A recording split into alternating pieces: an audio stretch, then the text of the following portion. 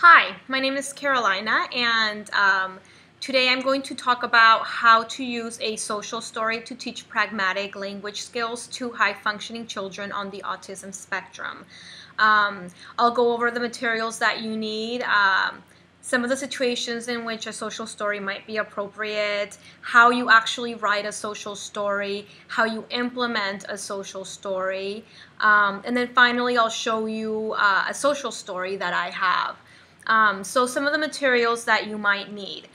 You want to use a computer unless you're a really good artist and you can illustrate your own social stories. So you need a computer, you need some good software such as Boardmaker, which has a lot of images, a lot of clip art that you can use to make your social story. And then you also want to probably use a color printer so you can have some real good illustrations.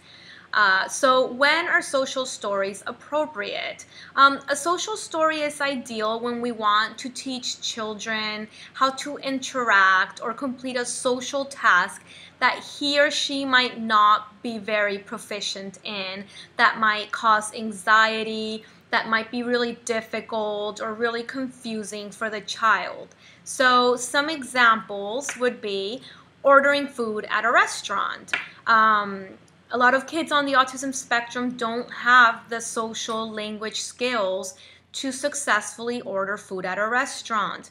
They don't understand the rules involved. So they might walk up to the cashier and cut in line because they don't understand that they have to go to the back of the line and wait their turn.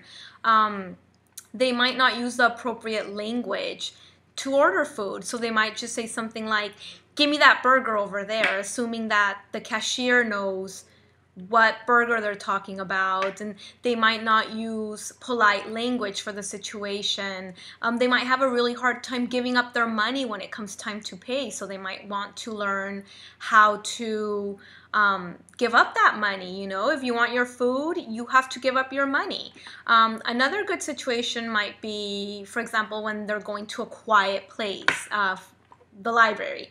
Again, a lot of kids with social pragmatic skills really don't understand that if we're in the library, we have to use our quiet voice. We have to use our indoor voice. We don't use our outdoor voice when we're in there. So that might be another good situation. Another situation might be just when we interact with adults or with teachers. How do we talk to them? Do we talk to them like we would to our baby brother or sister, or do we talk to them like we would to our peers? And then maybe just another social story would be behaving in a variety of situations, such as school.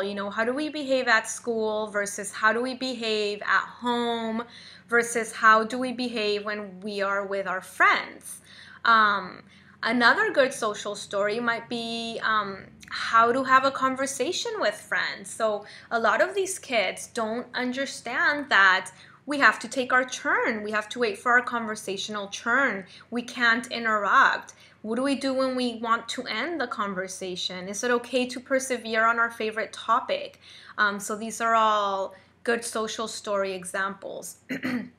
And then basically, any situation that would, again, cause anxiety for the child, that would be difficult for the child, or that maybe might cause escape-based behaviors would be appropriate for a social story. So, how do I write a social story? The first rule of thumb is that you always want to write a social story from the perspective of the individual that the story is for, and you want to use present tense. So when the child is reading the story, you want him or her to read the story as, "When I go to the library, I must remember to keep a quiet voice." So from their perspective. And then you should also focus the story not so much on the behavior that you're trying to correct, but more on the function of the behavior. So for example, let's say that Tommy has a tantrum every time mom takes him to the store because mom says no when he asks for a new toy. So you don't want to focus your social story on the crying and the tantruming. You want to focus the story on the function of the behavior. So how to accept no, or how to cope when we can't have our way. The stories should also contain a variety of sentence types, and there's 3 basic sentence types to a social story. There's descriptive sentences, which sort of describe the situation at hand, the situation that's difficult for the child. There's perspective sentences, which talk about the feelings of others. So for example, when I'm loud in the library, other people can get upset. So that's talking about the feelings of others, which is sometimes a really difficult concept for kids on the autism spectrum to grasp. And then you also want to include directive sentences. And these sentences discuss the expected behavior. So what is expected? What are we trying to teach? What's the behavior that we want to see? Or what's the replacement behavior? It's also really important to keep the language as developmentally appropriate as possible. So you don't want to use language that's above and beyond what the child can comprehend, but you also don't want to use, very basic language when the child can do a lot more than that. That might become very boring for them. So now I'll discuss how to implement the social story to teach pragmatic language skills. So you first want to remember to only introduce one social story at a time. We have to remember that for some kids, these pragmatic language skills are really difficult and really overwhelming. So why would we want to teach 10 different skills all at once? We only want to teach one at a time so as to not overwhelm the child. You also want to make sure that all family members or school staff or whoever is involved in the child's life has access to the story so that you can have some consistency and everyone can be on the same page. If possible, if the child is a reader, then you want the child to present the story to his family and to the staff. So you want the child to read the story for him or herself. You also want to practice the story not just when the situation is about to take place. So if, for example, if the child is about to go into a dentist appointment and this is something that causes extreme anxiety, you don't want to go over this right before you go into the dentist office, because anxiety levels will be high and the child is not likely to absorb this information at this time. So you want to present it to him earlier on in the day and then maybe again right before the situation. And then when the story is mastered, then you can introduce a new one as appropriate. But it's also important to keep these social stories at hand so that the child can review them. Okay, so my social story is called Going to McDonald's with My Friends. So this is it. And this social story, I actually did not write it. It was written by Anne-Marie Sabino, which is a speech pathologist. And I was able to access this material on Speaking of Speech. So they have a lot of really great materials that you can access. So this social story talks about all of the different rules in going to McDonald's, how to behave, what's expected. So it says, let me show you the illustration. So it says, when I go into McDonald's, I go to the end of the line. I always wait quietly and patiently. And so you have the illustration here of the child going to the end of the line.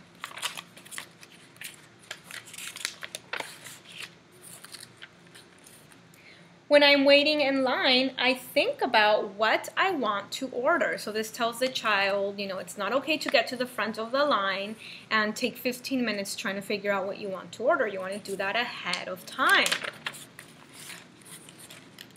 When it's my turn to order, I tell the cashier, I would like a hamburger, French fries, and a drink, please. I always say please. So this is telling the child that he or she needs to say please, use your manners, use appropriate language. The cashier tells me how much my food will be, and I pay him with my money. So this is kind of prepping the child to give up your money because you're going to have to do that. Then, when my food is ready, the cashier will put it on a tray for me. I tell him thank you. So again, this is teaching the child to use his manners. I may need to stop and get a straw, some napkins, ketchup, and mustard.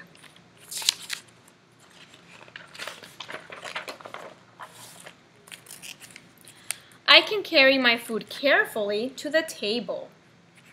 And again, if you notice, this is all from the child's perspective. When I'm eating with my friends, there are some rules at the table. So this is going to go over some of the rules of eating at the table. I eat slowly.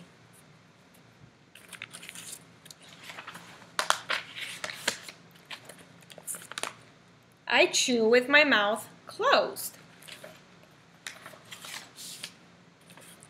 No talking with food in my mouth.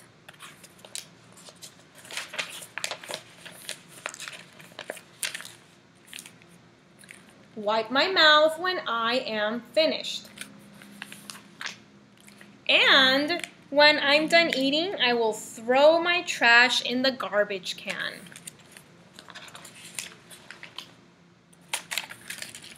Going to McDonald's with my friends is fun. So, when I teach these skills to my students, obviously they're school-based things. So, for example, how to behave during circle time. And so what I usually do is I go over the story with them. I check for comprehension. I want to make sure that they're understanding what I'm reading. If they're reading, I want to make sure that they're understanding what they're reading. So, for example, if we read, when I go to McDonald's, I go to the end of the line. Then when we're done reading this page, I might say, where would you go in line when you go to McDonald's? Would you go to the front of the line or to the end of the line? And they're going to tell me, I go to the end of the line. And if they don't understand that concept, then I know that maybe this language is too advanced for them, and I'm going to take a step back. So again, we practice the story, and then when I feel that the child has a grasp for what we're reading, then we'll go into the classroom, and right before circle time takes place, then we'll go over the story again, and then the child sits in circle time, and hopefully he or she can remember all of the steps. Now, if the child has a hard time remembering all of the steps, then you can also use a token board, and you can break down the story into steps. So for example, this one would be, go to the end of the line, and then order food, pay for your food, eat your food, and throw trash away.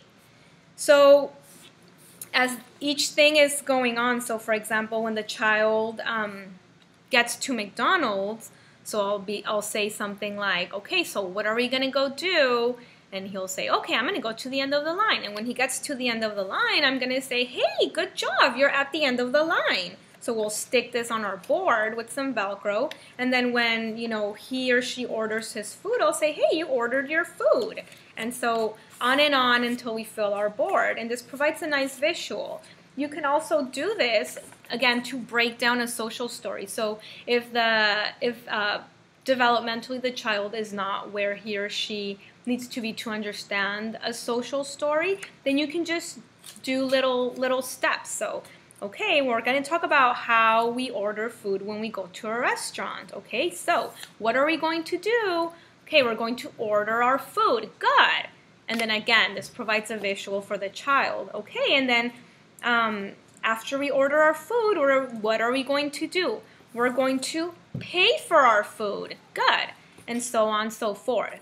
So again, you can use your book, or you can break down your story into this nice board, which you can also use kind of like a token system, to walk the child through each of the steps. And again, this provides a nice visual for him. So I hope that you've enjoyed my lesson on how to teach children that are high functioning with autism pragmatic language skills using a social story. Thank you.